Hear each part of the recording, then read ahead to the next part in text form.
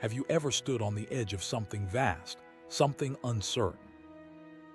Felt the pull of both hope and apprehension? That's where we are right now, not at a cliff overlooking a scenic view, but in the heart of the global markets. The closing bell rings, a definitive sound, yet it doesn't signal an end but rather a pause, a breath before the next wave. For days, weeks even, the market has been holding its breath. A quiet anticipation hangs in the air, thicker than any fog. It's the stillness before a storm, or perhaps the quiet reverence before a sunrise. Investors aren't making bold moves. They're observing, calculating, waiting. Waiting for the next economic data point, waiting for the whispers from the tech giants, waiting for clarity in a world shrouded in uncertainty. It's a strange position to be in, isn't it? To feel so connected to forces far beyond our individual control. The Dow, a historical barometer of American economic health, managed a slight rise today, a mere 114 points, 0.25%. A flicker of green in a sea of hesitation. The S&P 500 followed, a hesitant climb in the final moments of trading, barely reaching positive territory. And the Nasdaq.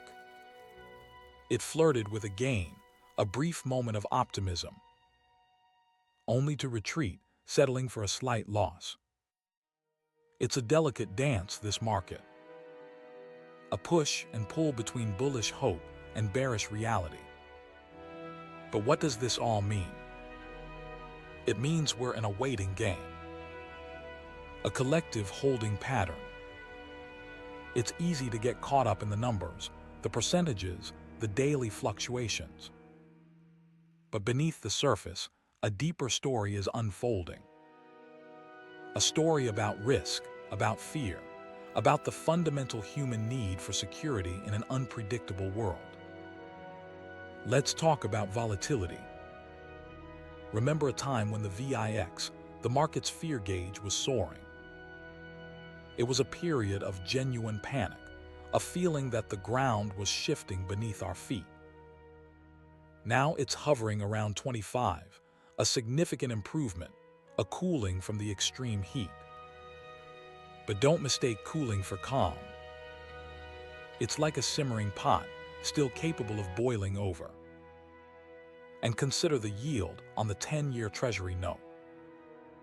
It's consolidating, holding steady. A sign of stability, perhaps. Or simply a temporary reprieve. These numbers aren't just abstract data points. They're reflections of our collective anxieties, our hopes, and our expectations.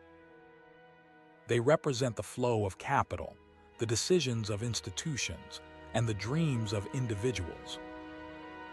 Looking at the sectors, a defensive theme is emerging. Energy, real estate, utilities, healthcare.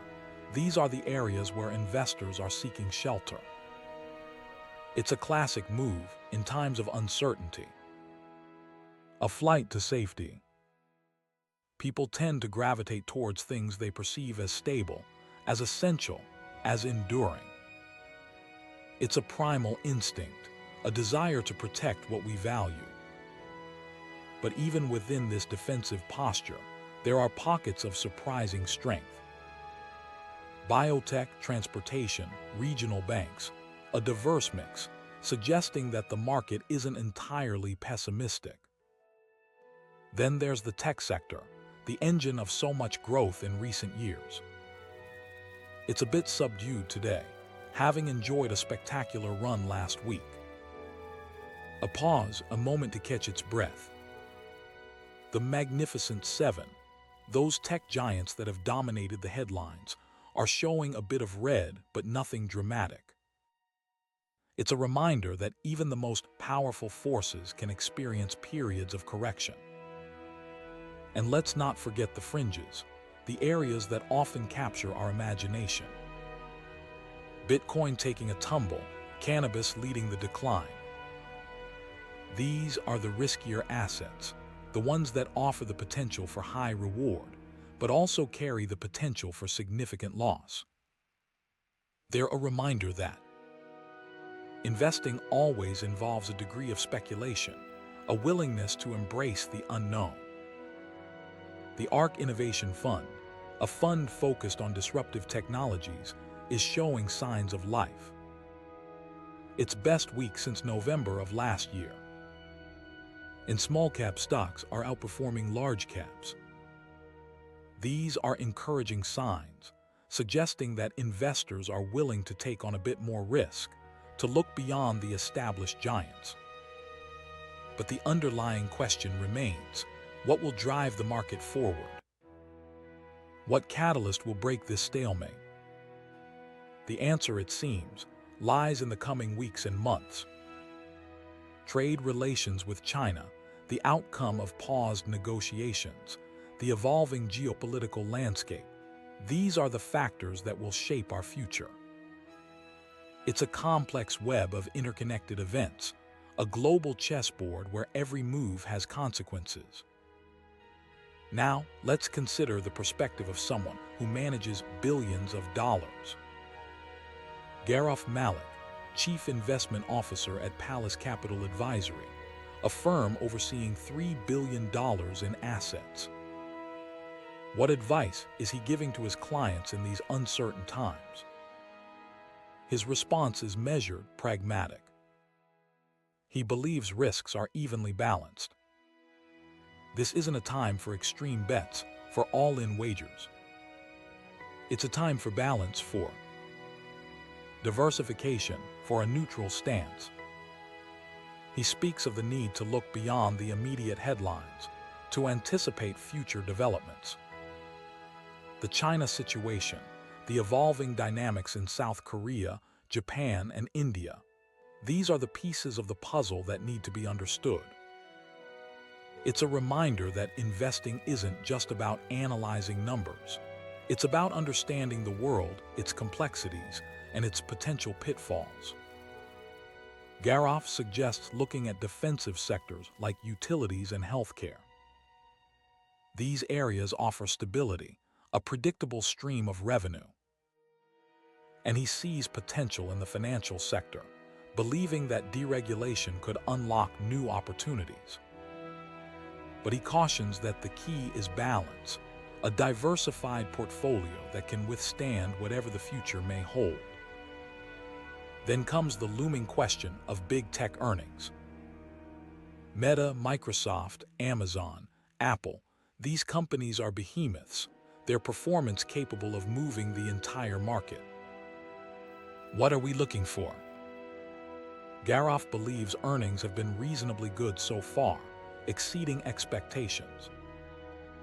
Companies are finding ways to manage costs, to innovate, to adapt. But he emphasizes that nobody is willing to make definitive predictions, given the uncertainties surrounding trade and geopolitical events. It's about flexibility, about having levers to pull, about being prepared for whatever comes next. Companies are cutting discretionary spending, streamlining operations, and investing in artificial intelligence, all in an effort to maintain margins and improve productivity. It's a sign that businesses are recognizing the need to adapt, to evolve, to embrace change. But what about the consumer? Consumer sentiment is declining, raising concerns about a potential slowdown in spending. Gaurav acknowledges this risk, but points out that balance sheets are still in relatively good shape.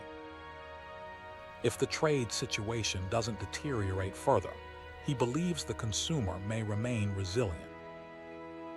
It's a delicate balancing act, a hope that the economy can withstand the headwinds. The story continues with observations about port traffic, a critical indicator of economic activity. Data from the port of Los Angeles suggests a slowdown in container shipments, potentially driven by fears of escalating tariffs. This is a concerning sign, a potential harbinger of economic trouble. but it's important to remember that these are just early signals. It will take time for the full impact of the tariffs to be felt. Weekly unemployment.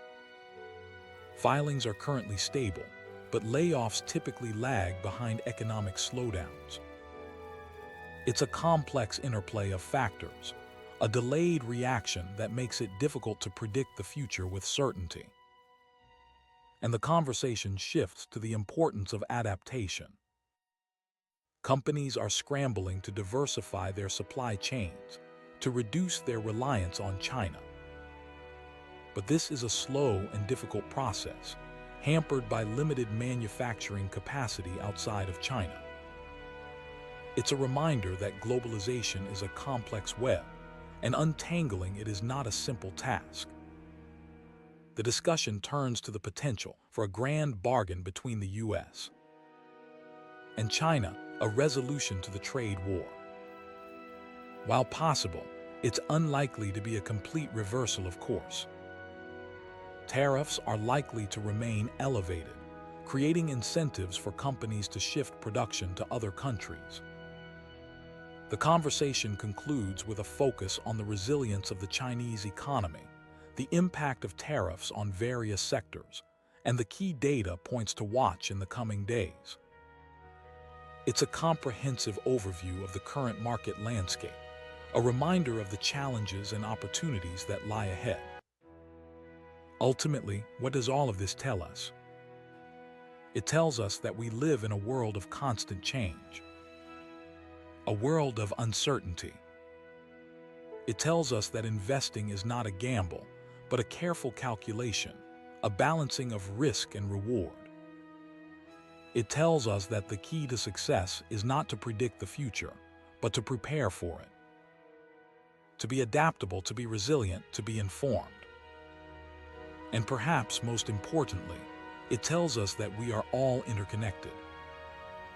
Our fates are intertwined. Our decisions have consequences. The market is not just a collection of numbers. It's a reflection of our collective hopes and fears. It's a window into the human condition, a reminder of our shared vulnerability and our shared potential. So breathe, observe, adapt, and remember that even in the midst of uncertainty, there is always opportunity. The closing bell may ring, but the story continues.